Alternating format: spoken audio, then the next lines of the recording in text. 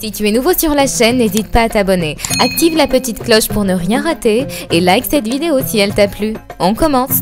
Hello, salut ma team, salut à tous, je suis super contente de vous retrouver pour cette vidéo qui est une vidéo cuisine. Oui, vous avez bien entendu, c'est une vidéo cuisine, c'est la première fois que je fais ça sur ma chaîne et j'ai vraiment hâte de vous le faire.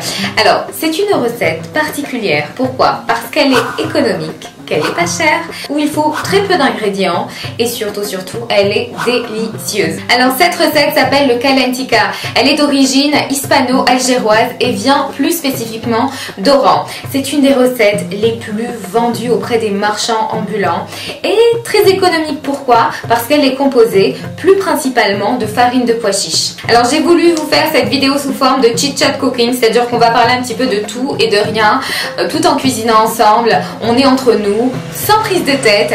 On va passer sans plus tarder à la liste des ingrédients. Alors pour cette recette, vous aurez besoin ingrédient majeur, de la farine de pois chiche.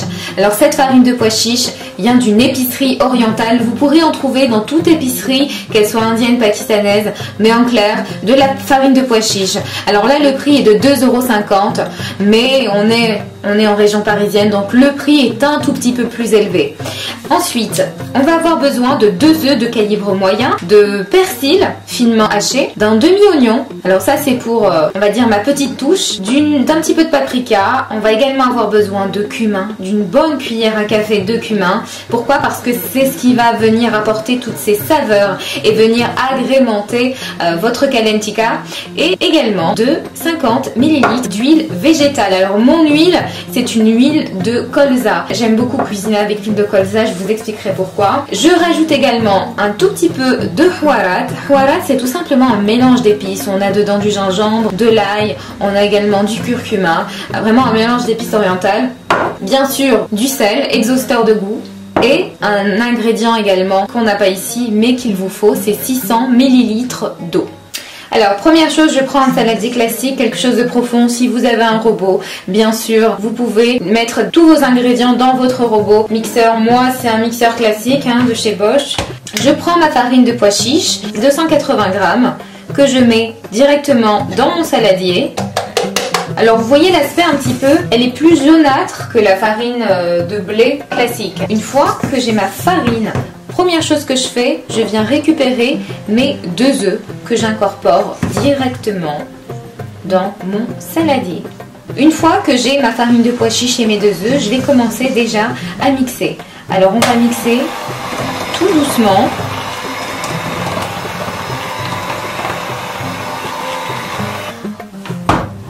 Je prends ensuite mon huile végétale, donc mon huile de colza que j'incorpore directement et je continue de mélanger. Alors on mélange tranquillement, je vous disais pourquoi je prenais l'huile de colza. Alors là j'ai pris mes 600 ml d'eau que j'incorpore délicatement à mon mélange, tout doucement. J'aime beaucoup cuisiner avec de l'huile de colza parce que c'est une huile déjà végétale, l'une des, on va dire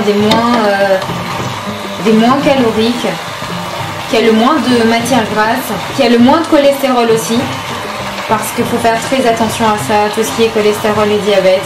Bon, bien sûr, on se fait plaisir, mais c'est vrai que l'huile de colza, c'est l'une des meilleures huiles.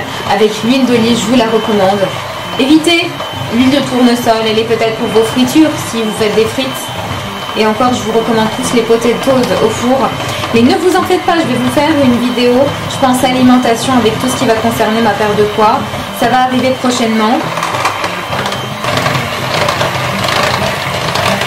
Alors là, une fois que votre mélange est bien homogène, bien mélangé, sans grumeaux, ça ressemble un peu à une pâte à crêpes. Vous prenez votre sel, donc on a 1,5 cuillère à café de sel. Je prends mon paprika.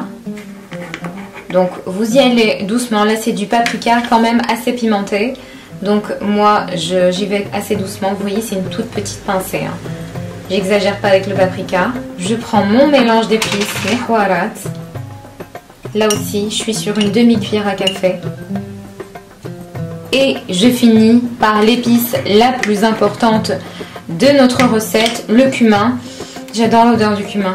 C'est une épice qui agrémente tellement bien les plats. Et là on part sur une bonne cuillère à café.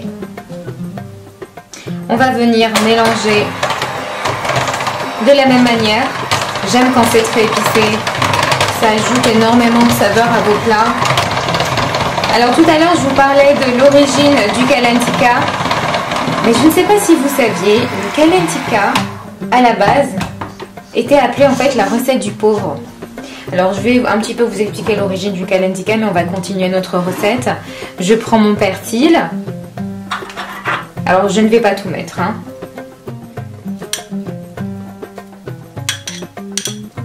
Et mes oignons. Côté oignons, vous pouvez y aller. Alors tout à l'heure je vous parlais de l'origine du Kalen Tikka, oui. C'était appelé autrefois le plat du pauvre. Pourquoi?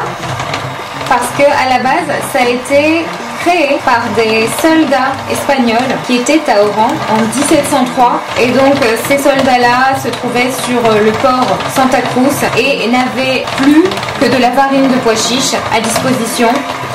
Ce qu'ils ont fait, c'est que tout simplement ils ont créé cette recette pour pouvoir s'alimenter.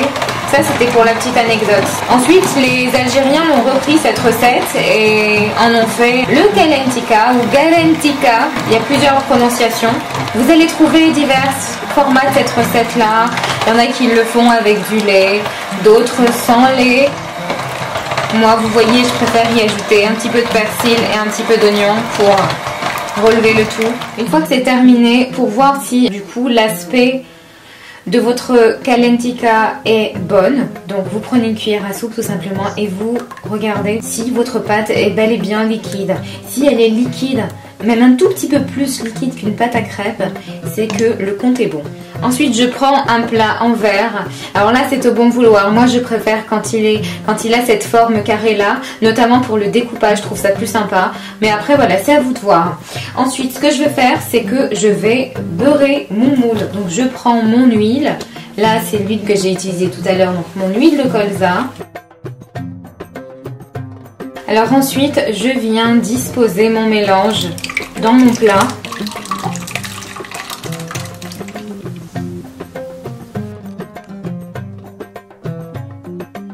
Alors une fois que tout est disposé dans votre plat, il faudra laisser reposer 1 heure.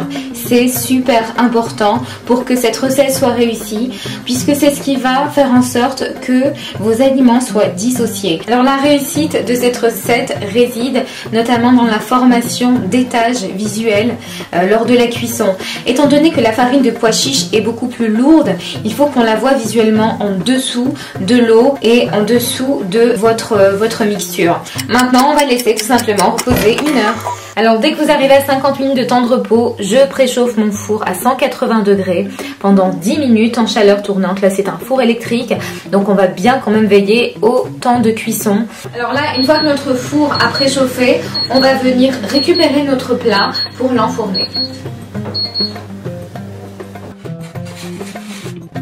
J'ai mis mon four à 40 minutes en chaleur tournante, un four électrique, toujours à 180 degrés. Au bout de à peu près 35 minutes de cuisson, on va le mettre en fonction grill, si vous avez la fonction grill bien évidemment. Sinon, vous montez tout simplement votre moule.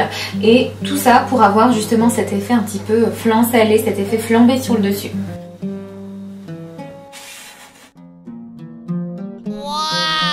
Normalement quand vous plantez le couteau, vous sentez qu'au fond c'est plus dur et on sent clairement l'aspect un petit peu flan sur le dessus. Alors là je précise quand même que c'est Kalen Tikka que j'ai revisité. L'aspect peut différer d'une Kalen Tikka à une autre. Alors comment voir si on a bel et bien réussi cette recette? Vous voyez la partie plâtreuse ici? Elle est dissociée totalement du dessus. Donc là, à ce niveau-là, on a un côté flan et on a un côté un petit peu plus pâteux en bas. À savoir que si vous voulez que cette partie-là soit plus fine, vous pouvez prendre un plat beaucoup plus grand en termes de diamètre. Moi, j'aime quand même on a quelque chose d'assez généreux. Agrémentez votre Kalen Tikka.